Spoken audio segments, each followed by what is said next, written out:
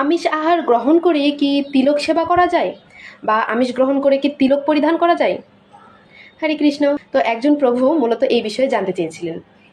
তো সর্বপ্রথমেই বলতে চাই যে যারা আমিষ আহার গ্রহণ করেন তারাও অবশ্যই তিলক ধারণ করতে পারবেন, তিলক মালা দুটি তারা ধারণ করতে পারবেন।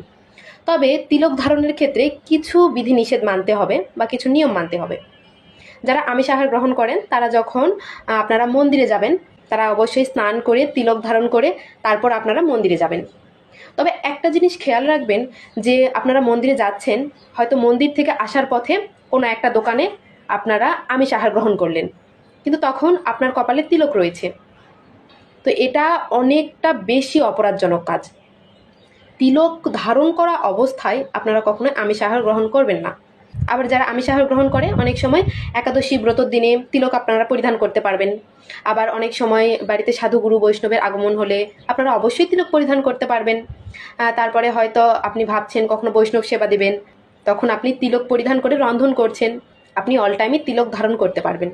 তবে শুধু এইটা মাথায় রাখবেন, তিলক পরিধান করা অবস্থায় কোনো আমিষ খাদ্যদ্রব্য রান্না বা আমিষ খাবার গ্রহণ থেকে বিরত থাকবেন। পূর্বে যদি আমিষ আহার গ্রহণ করেন তবে অবশ্যই স্নান করে তিলক পরিধান করবেন। আপনারা যারা আমিষ আহার গ্রহণ করেন তারা অবশ্যই তিলক পরিধান করতে পারবেন। শুধু মাথায় রাখবেন তিলক কপালে থাকা অবস্থায় আমিষ আহার গ্রহণ করবেন না। আশা করি সকলে বুঝতে পেরেছেন, আর ভিডিওটা ভালো লাগলে অবশ্যই শেয়ার করে দেবেন। হরে কৃষ্ণা, হরি হরি বল।